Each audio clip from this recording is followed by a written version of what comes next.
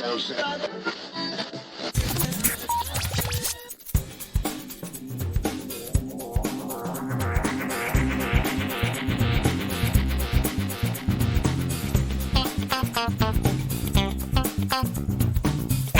and welcome to a new episode of the Geektown Behind the Scenes podcast. I'm your host Dave Elliott, and on this episode I'm chatting with Ian Grech, editor of the film 14 Peaks, Nothing is Impossible, which is now available to watch on Netflix. With over 15 years of experience in post-production, Ian is an extremely sought-after editor and colourist. His work has been recognised by BAFTA, the Royal Television Society, and the Primetime Emmy Awards, and has worked on projects such as Top Gear, along with a multitude of sports-related projects such as Adam Hill's Take His Legs, Beyond Human, and the UEFA Champions League. His latest work, 14 Peaks Nothing is Impossible, follows the fearless Nepalese mountaineer Nirmal Purja, aka Nims, as he embarks on Project Possible, a seemingly impossible quest to summit all 14 of the world's 18,000-metre peaks in 7 months. It was Ian's job to elaborate on the character of Nims to show the audience what makes him the man that he is and what his motivations were for completing such a life-threatening task. Throughout the editing process, Ian collaborated closely with the director Torquil Jones to complete the challenging task of showcasing the trials and tribulations of each peak, while piecing together the hundreds of hours of footage in a way that was both exciting and true to the story. If you'd like to hear more behind-the-scenes interviews, don't forget to subscribe wherever you get your podcast by searching for Geektown Radio. This will also give you our weekly Geektown Radio podcast, which brings you all the latest TV, film and gaming news. You can also go to the website at geektown.co.uk for daily news stories and all the latest UK and US TV premiere dates. Now here's the interview with Ian Grech, editor on Netflix's 14 Peaks, Nothing is Impossible. It's lovely to be able to sit down and chat with you. Thank you for spending the time. No, thank you. Before we get into the film itself, just a little bit of background about you. How did you get interested in film and how did you get into the industry? I've always enjoyed combining the kind of creative and the logical together in anything I've done. So I originally, back when I was at school, I worked in the school theatre as a lighting technician. Right. So it would be, okay, we want to light this dance scene or something like that. It's kind of creatively, how can we do that? And then technically, how do we then execute that? Mm-hmm. I'm a musician in my spare time as well. And obviously the creative of getting a guitar out and strumming away. And then there's the recording aspects of it. I've always found that technical side of it, I found really fascinating. Mm-hmm. And I was doing that back in my teens and things like that. So going into college, I wanted to focus on that side of things. So I was doing like a media course and photography course. But then while I was at college, I then discovered a bit more of an interest in post-production of how to take a story and kind of the amount of control that you do have in an edit to craft something. So it's not just the slapping down of pictures and some dialogue. You know, there's a whole emotional side to it and a rhythm. And that, I think, also links to having an interest in music as well. So when I went to university, I specialised in post-production. Went to a place in London to study post-production. While I was doing that, I was also, as anybody in the film or TV industry would do, where they start off as, say, like a runner. Yeah. And I was an edit assistant at Post House. And when I left uni, I then went there full-time, just worked my way up. Luckily, I worked with a very experienced editor who kind of took me under his wing, and I learned a lot from him. Mm. And it was such a small post-production house. It was basically me and him, you know, so in terms of doing a bit of a baptism of fire coming out of university. And then it's just like this senior editor is leaning quite heavily on me to kind of assist him on quite large projects. And by proxy, we worked on a lot of big sport events. So I know nothing about sport. I absolutely, hands down, I've no knowledge of sport. Like, considering I live in London and it's like sport is literally everywhere I look around here. I've literally no knowledge whatsoever. But by proxy, I was working at a post house that did a lot of large sporting events. Right. So I've always known that part of the industry. And when I later went freelance, a lot of the guys that I would continue to work with in the sports industry, I'll be doing like openers for big sports events, you know, like a big football game or you know, a football match. Yeah. I've worked in the Olympics or Formula One and things like that. And at the time, it was all short form, 2-3 minute openers, you know, 90 seconds, job's done. A lot of the guys that I was working with on the short form stuff are also making documentaries. So they were asking me if I wanted to come on board and cut a few documentaries for them. So I was doing a few docs for ITV, kind of like hour-long sporting documentaries, finding out about certain individuals, whether it be like rugby players or darts players or football players and things like that. Through that, I was also working with Torquil Jones on quite a few projects at the same time. And Torque is the director of 14 Peaks. Right. So, and in 2019, I worked on a Channel 4 documentary with Torque, with Adam Hills, the guy who presents The Last Leg. Yes, yeah. Yeah. Off the back of that, he asked me if I wanted to work on this other project that was happening, and that turned out to be 14 Peaks. Yeah, I mean, 14 Peaks, fascinating project to land. It's on Netflix right now, and it's basically following this guy that decides that he's going to try and climb 14 of the world's highest mountains in 7 months, which is a ridiculous thing to do. But he's also got this really interesting sort of backstory as well, and there's lots of other things going on in his life. I watched it earlier, and it's a beautifully shot thing, and I was sort of thinking, I wonder what the cinematography is like. Then I realised that that's all done by him, isn't it? Yeah. Yep. All the footage is him. It's not. So when Talk brought it to you, was it like, here's a load of footage, go and sort it out? No. He didn't put me over a barrel quite like that. But no. So Torquil was introduced to Nims about halfway through Project Possible, but the footage that we received was obviously once he completed the mission. And while Torque was getting his head around, okay, what story can we make from this? I mean, there was 100 hours of footage just from Nims. Wow. And that's aside from the stuff that Talk shot, which was the reconstructions or the flashback sequences that were shot down at the south coast and things like that. So there was a lot to break down, but also there was a preliminary interview with Nims very early on to find out just more about him, because he's a fascinating character, and he's got this incredible backstory with his military past, just his relationships with his family as well, just so we can start to get our head around how can we approach this. Because if we did it just on a two-dimensional level of this is him climbing the 14 mountains, it could quite quickly become monotonous. As incredible as it is and as amazing as the footage is, we can do a bit of a deeper dive on Nims and his relationships and everything that was involved with making Project Possible happen, and everything that was happening around it at the same time, because there was so much to unpack in this doc. So from 100 hours, it was determined quite early on it was going to be 100 minutes. So we had a fair bit to cut down.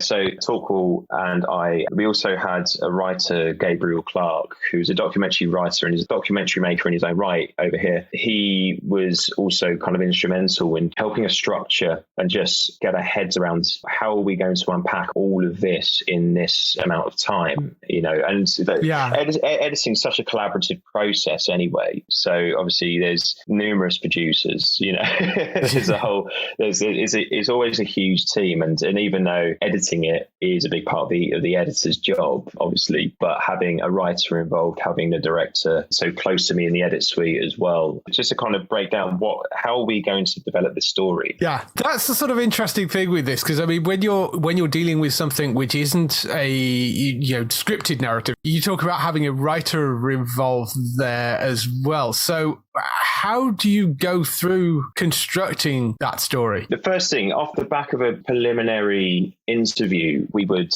break down, okay, what chapters can we make? What are the stories? What happened during Project Possible? Where does his wife come into this? Because obviously she's his rock through this as well. There was a lot going on with his mother as well. So where does she come into the story? There's fundraising for the project. There's so many facets. So we just break it down into chapters, and I basically create index cards and cover the edit suite wall in a load of cards, basically. With this is what the story could be.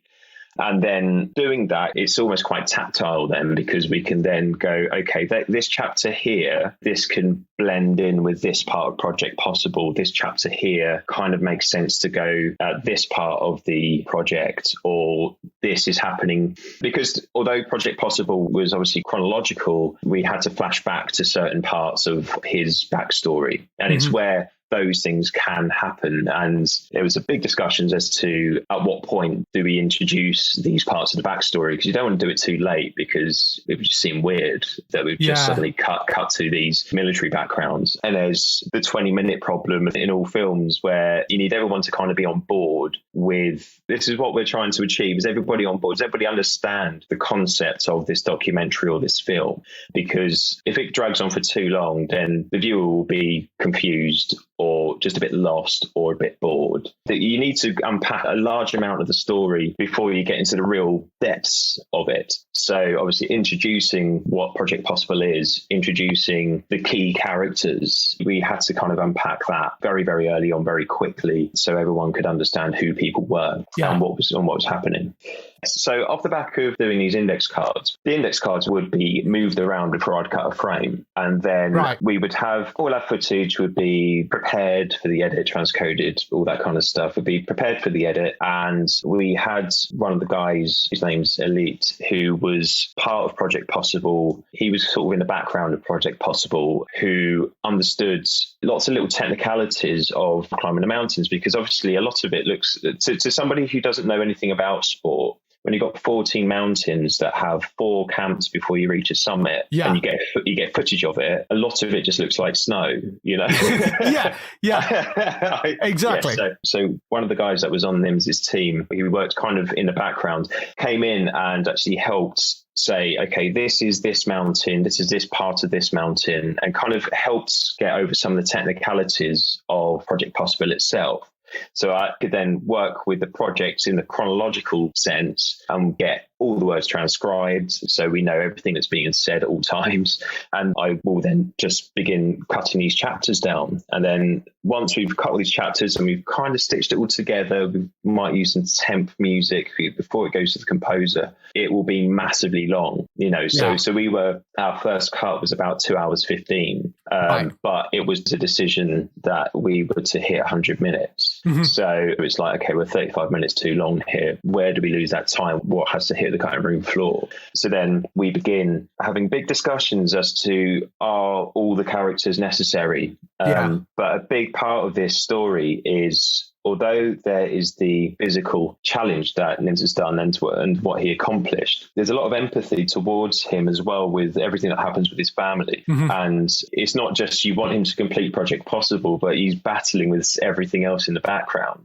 So it's like, no, you can't take the mother out. Like, can you take his wife out? No, you know. And then we start to work out, okay, what are there certain parts of the narrative that we need to take out, and are there bits we have to take out because of certification, because overall it's a really inspiring story. So it transcends mountaineering, but it's something that can inspire a younger generation. So there's some bits that were pretty gritty in the first cut, and then it's like can go to certification and not be suitable for a certain audience. So some bits had to rein in a little bit. So there's so many factors you have to consider that isn't just, you know, you take all this stuff out to get it to time. Does a story still make sense? Is it still captivating? And we're not throwing the baby out with the bathwater as well. You know? Exactly.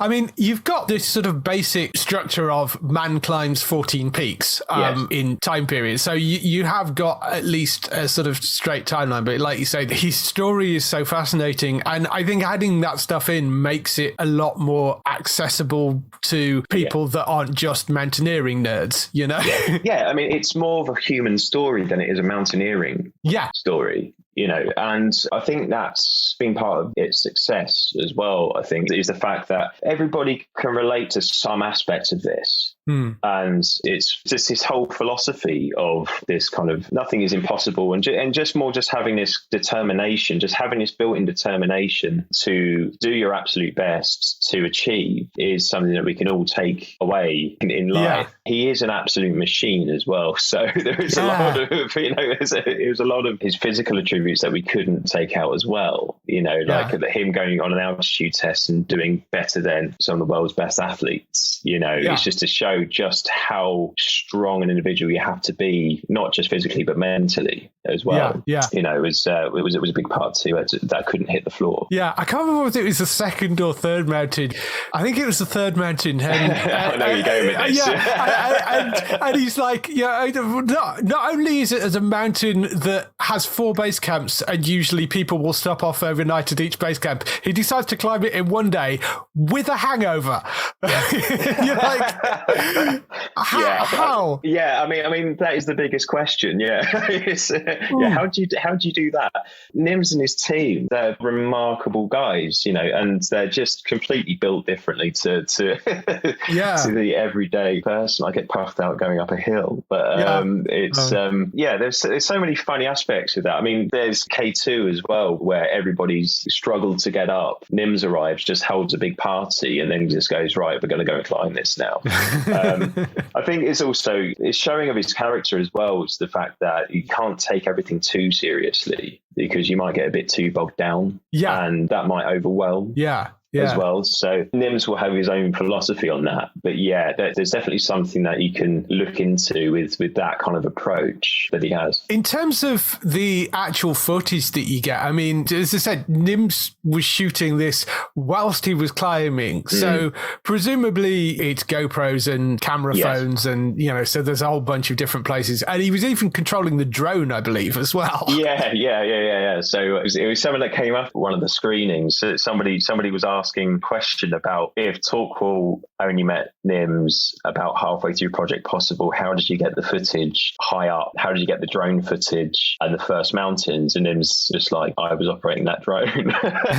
So 12 out of the 14 mountains, Nims was operating the drone. The other 2 mountains, there was another guy, Sandro, who was filming some other bits for, I think, social media for Nims, because he was obviously trying to fundraise at the same time. So he had a guy come and film some bits. Right. I believe some of the drone was used for reconnaissance as well. Makes sense. Which is useful.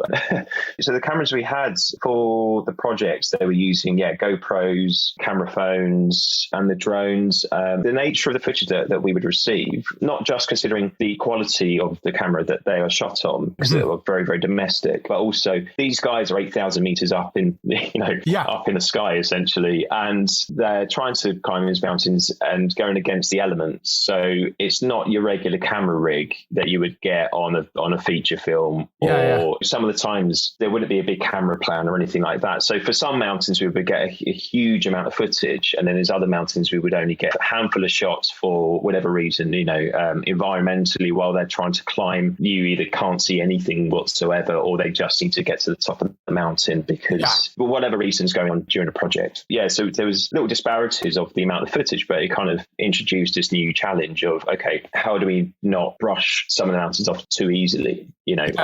But coincidentally, the mountains that had the lower amount of footage happened to coincide with him breaking world records. So it would be, I climbed this mountain and this mountain and this mountain in 48 hours. It kind of worked really nicely, almost poetically. It was really interesting to only work with those kinds of cameras in those kind of environments, because that's the only way you're going to get that footage. Because some of the shots are astounding. Like even now when I watch it, I've seen it, can't tell you how many times I've seen it, and every now and then there's a handful of shots where I'm just, even now I'm like, that's incredible. It is quite astonishing what you can get on fairly simple kit at this point. It's amazing. It's amazing the footage that you can get now. Obviously that works really well in our case. When Talk went to go and shoot, he would go and have obviously big red cameras or big Sony cameras and things like that, or bigger drones, all that kind of stuff, shooting 5K. And it's also just making that stuff look, and there's just this rawness to the footage that Nims would shoot. It's something I quite like about it not being shot on your professional cameras. There's just this rawness to to what's happening. He does feel like you're there. There are obviously bits which he didn't actually catch because there were things going on, or it was something which was a sort of flashback in his mind or something like that. Yeah, the flashback sequences. So you went with sort of animation for those, really beautifully done animation. Do you just want to talk through some of those? Particularly, there's the scene where he goes slightly loopy as well, coming down the red. Yeah. So there were some aspects that obviously we didn't have footage of because a lot of the times once they summited, they may not have filmed coming back down. Yeah. But is this referring to the haste sequence or the bit after with the Yeti? The haste sequence. Well, that haste sequence and the Yeti sequence are sort of together. Yeah, they one runs into the other. Yeah, that whole sequence. Yeah. General madness. That was.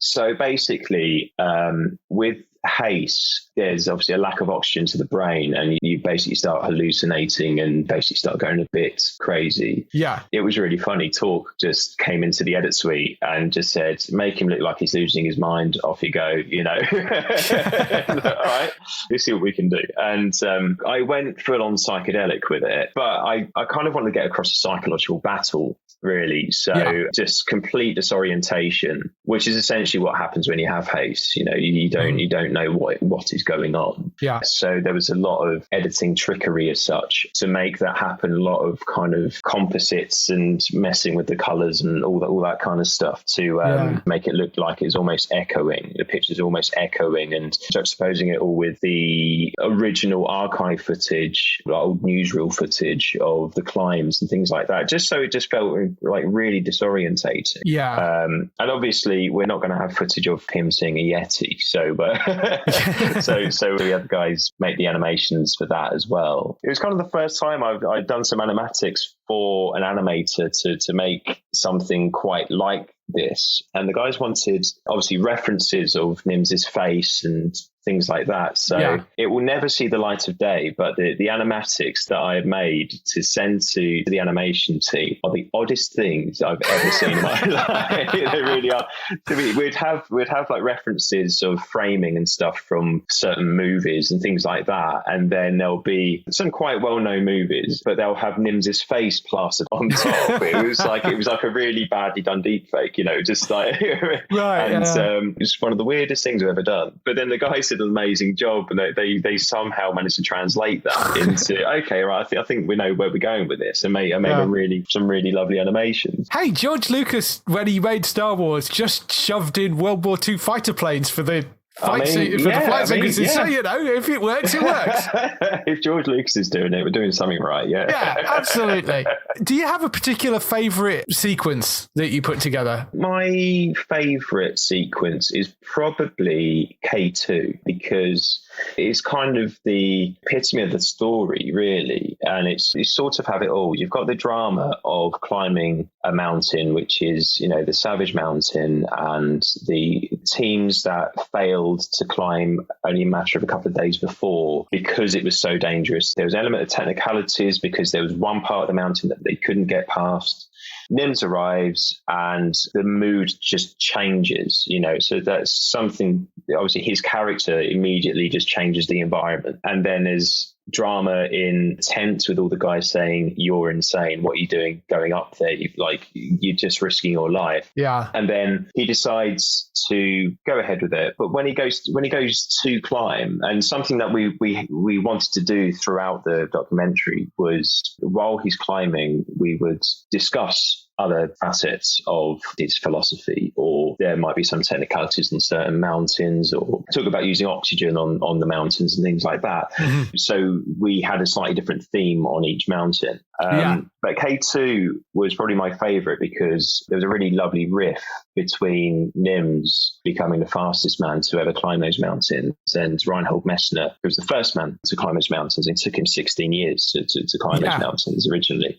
But they both have the same philosophy, and the reasons why they climb, you know, it makes them feel alive. They're basically on this planet to do that. And I thought it was just a really lovely riff between them. Just you've got two guys that have very different approaches to climbing, and they have the same philosophy. Mm-hmm. And the fact that Nims wins the day because he does complete K2, and all the other climbers follow in his footsteps as well. So it's just a really lovely ending. I mean, like, there could be a movie in its own right about that one mountain, you know. Yeah. I found the Everest thing really interesting because I remembered the shot that went viral. I actually remember seeing that because it was all over like Reddit and places of this queue going up Everest. You almost expect somebody to be selling ice creams, like because it's almost like it's turned into this ice cream up there. You know what I mean. It's all hot chocolates or something. You know, it's so ridiculously packed that it's like it's a tourist attraction, even though, and it's sort of. It's very difficult to show how utterly dangerous doing that is, and how it's still quite dangerous, despite the fact there is literally a line of 100 people trying to get up there. Yeah, and I personally never understood it. I mean, I'm not in a position to say that, considering I've just completed the mountaineering documentary. But it's this probably needs a fact check. But those guys are at the cruising height of a 747, I believe. That sounds right. Yeah. And it's when you got like 100 people to climb to the top, you sort of don't want to create a queue, do you? You kind of just want to get up there. And the fascinating thing about it was the fact that Nims and his team are so strong that they were just overtaking people while they were climbing. And he was more concerned about getting down, you know, just because of the health aspects if you stay up at that altitude for too long. Yeah. And if you start running low on oxygen and things like that. So he was more interested in getting down than getting up, I think. Yeah. I mean, he might say something different, but obviously that photograph went viral. And it was also sort of one of the first steps towards, with his whole fundraising and doing so many things on social media to try and drum up some interest. Yeah. It was kind of the first drop of him being noticed, of him doing it. And then that kind of helped later in the story when he then needed support from social media and just people to contact politicians and things to climb the final mountain. Yeah. The Everest photo is crazy. It looked like it could have been shot by any of the world's greatest photographers, and he captured it perfectly. But it's the first time that we'll be seeing in 14 Peaks. I think it must be some of the first times we've seen the moving footage of that queue, and it just looks absolutely horrendous. It's just crazy and weird, and it's really, really nuts. The entire film is absolutely stunning and really interesting. We've done a great job putting it together, and because I'm not like a huge sort of outdoor person either, and know nothing about sport, and know nothing about sport as well. So I find it fascinating. It's a really interesting story.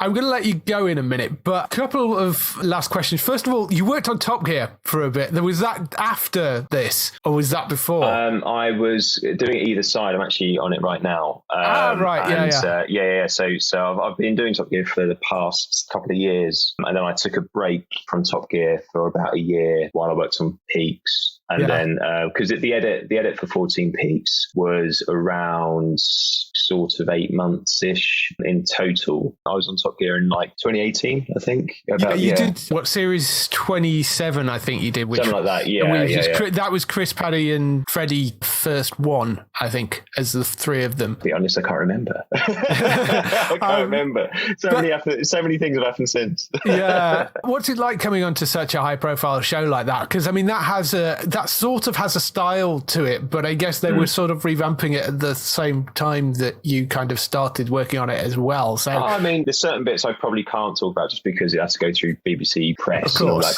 kind of stuff. But I mean, it's a brilliant show to work on. It's a really lovely team as well. Like everyone's genuinely really lovely, and the bits I would cut on that show would predominantly be what they call power tests. So the kind of all flashy, whiz-bangy, here's a brand new £1 million car. Sort of sections. It's kind of a bit of a hybrid of working on long form, because you've got an opportunity on that show you have time to make things really polished. Whereas on, say, my previous live sport event things, you don't have the time to make stuff polished, but you still got to look pretty polished. Yes. But the stuff I was cutting in live sport was still extremely colourful and a lot of big sound effects and various composites going on, all that kind of stuff. So it's a bit of a hybrid work to go onto Top Gear. It's probably one of the reasons why the haste sequence became what it became. I think just kind of combining all those past 15 years of my career. Just lots of flashbangs, Yeah. No, great show as well. And they seem to have finally found their feet again with this lineup, which is good. They seem really genuine. It's like it is a really genuine friendship that they have as well. And it seems to have a good laugh. Yeah, it seems to work really well. 2 final questions. Mm-hmm. Question number 1 is, what TV shows are you watching at the moment? So we have a 3-month-old daughter, so that kind of narrows my options quite considerably. Just finished watching Succession, which I just think is incredible. Phenomenal, yes. It really is. We're also rewatching Seinfeld. Oh, well, yeah. That's an amazing show. A real throwback, but it still holds up. Yeah. What else? I mean, to be honest, my watch list on Netflix is so long. It's like I need to go into hiding for a couple of months and just watch everything. I think Children's Bake Off, the Junior Bake Off. I don't think that quite counts. Succession and Seinfeld are good. I think we'll go with that. We've just obviously had Christmas, so we've just filled up with a load of Christmas films as well. It's yes, Muppet Christmas Carol. That's my guilty pleasure film. That one. It's just like you can't. Nothing guilty about that.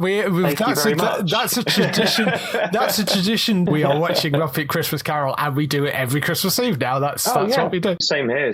I'm looking forward to just like introducing my daughter Layla to it as well. Yeah. There is one for Halloween as well. Because I interviewed the editor for that actually. Right. They've got a Halloween special which is on Disney Plus as well. Muppet Halloween special. It's one of the best Muppet things they've done in a very, very long time. That's a very high regard. I really, really enjoyed it. The editing's like crazy for it as well. I'd love to see that. That's on Disney Plus. That's well worth watching. Nice. Finally, if you had the opportunity to work on any TV show, can be something from the past, something present, or some future genre, and can't be anything you've worked on already, what would it be? Ooh. Well, the thing was, for years and years, I was like, I'd love to work on Top Gear.